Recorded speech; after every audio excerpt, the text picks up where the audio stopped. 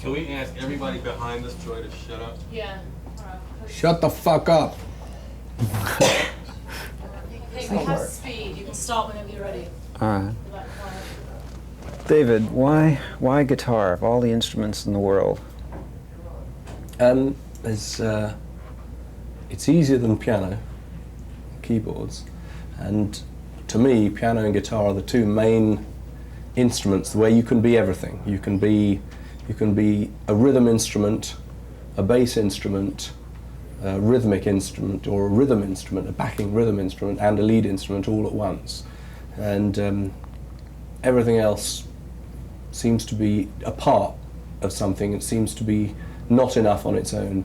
I love the drums, the bass, and all sorts of other instruments, but they need to be with someone else. You can't do it all on your own. You can't be a complete sound making music just playing the drums or just playing the bass. You can do it with a guitar. Did you start off, keyboards. were you initially playing an acoustic instrument and then went to an electric guitar? Yeah. Who did you first listen to that made you want to play electric instead of acoustic? I always wanted to play everything, I think. I started off listening, when I was very young, to all sorts of blues and different things when I was like, pre-teen.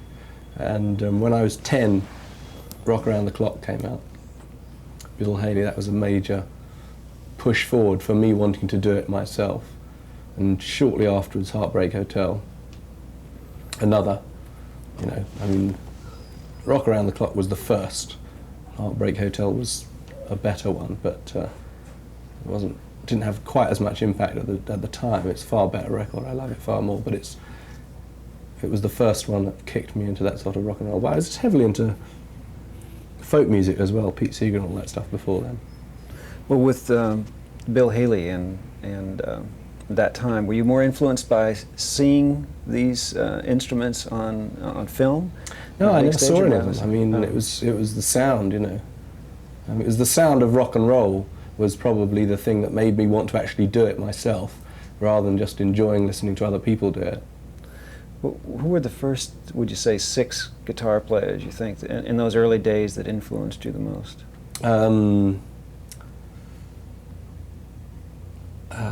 Let me think. Who were the first 6? God, I should think Pete Seeger, Lead Belly, Hank Marvin.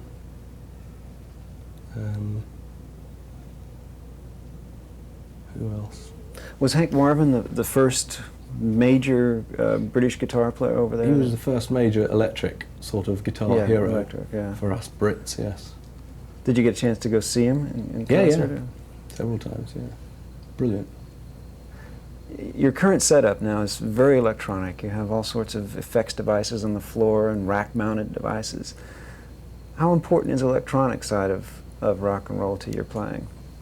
I mean, I can play stuff without them quite happily. I can play acoustic guitar. I like to have a lot of things available to me. I like to have a lot of sounds. I see no point in limiting myself to any one particular thing or any one particular style. So whenever I find something new and exciting, I just add it into the general stuff, and I try to get it on the push of a button that I can use it. But as you said, I think in Guitar Player magazine, that you don't really see yourself as in the forefront of the electronic movement, the high-tech movement, but yet I don't sit around, investigating stuff like that terribly much, looking for it, but every once in a while I sort of potter out and look through the adverts and ask someone to go and borrow some of these devices for me to try out and just see what happens. What do you think that it is, could you say, about your own style that makes it uniquely David Gilmour? Wish I knew. I'm glad that it is fairly unmistakably me. I mean, for better or worse. I mean, it's hard to know. Not many people think it's someone else, and I'm glad I've got that, because it's definitely a plus to have. Did you consciously develop a unique style that sort of came along? If I try to sound like anyone else, I can try very hard to sound like Jeff Beck or Eric Clapton or Hendrix or whoever, or it never works. It sounds like me trying to sound like them. The guitar, to most people, I think, throughout the world, is probably the preeminent symbol of rock and roll. When you were beginning your playing the electric guitar, did you find yourself as a young child standing in front of mirrors, emulating the physicality of it before the music? Never got into that at all, really. Is trying to learn now, but can't afford a big mirror. Is in your mind the guitar the symbol of rock and roll? Well, it goes back to the same thing. It's the most complete instrument, you know,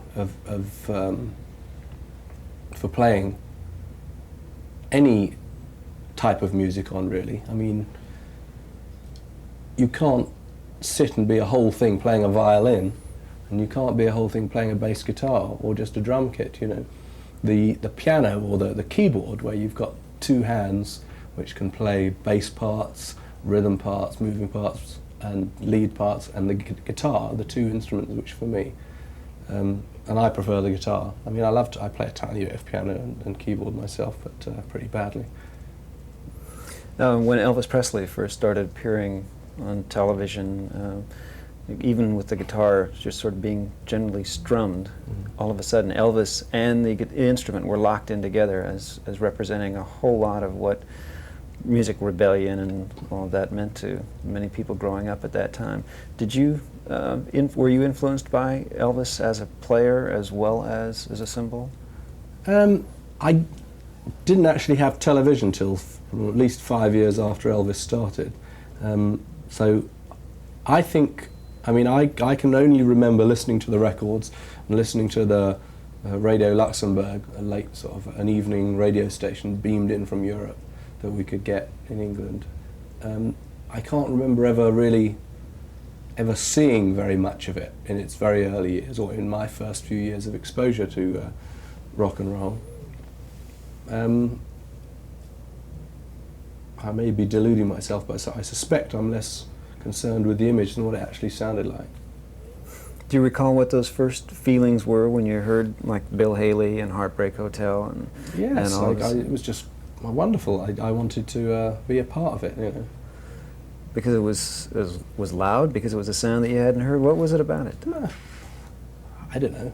I mean, ask 10 million other people who feel the same. I mean, you must know as well as I do. It's not something you can describe or explain, really, is it?